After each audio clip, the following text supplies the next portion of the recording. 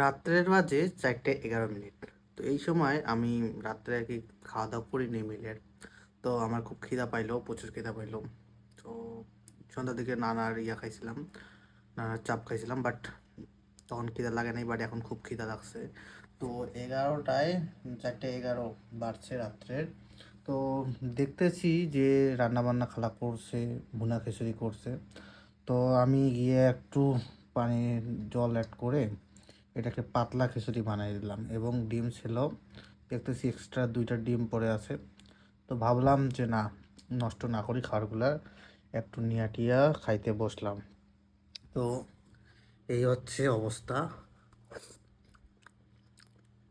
খুব ভালো হয়েছে আসলে। আমার ভিজা খিচুড়িটা অনেক ভালো লাগে।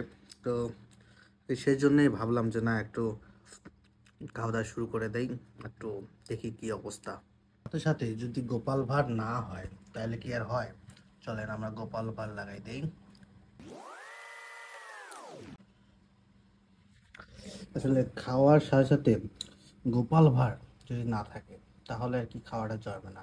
আর সেটা যদি হয় খিচুড়ি, তাহলে তো আরও সম্ভব না, তাই না? তো খিচুড়ির সাথে সাথেই গোপাল ভাঁড় দেখতে খুবই আর কি ভালো লাগে। তো আশা করতেছি আপনাদেরও ভালো লাগতেছে আমার এই খাওয়া দাওয়া দেখে। হুম, কি বলি বলেন যে আহ, আপনাদের যদি খাওয়াইতে পারতাম তাহলে আমার অর্ধেক রান্না খুব সুন্দরভাবে আপনাদের খাওয়াইতে পারতাম, কিন্তু আফসোস আপনাদের পাচ্ছি না।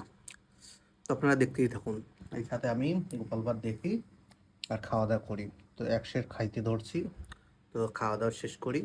হুম।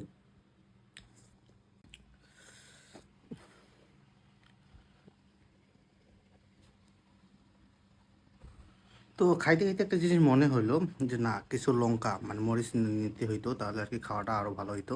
তো এই জন্য কিছু মরিচ নিলাম, সাথে আর কি গোপাল ভাঁড় এনজয় করতেছি। দেখি এবার কেমন লাগে খাইতে।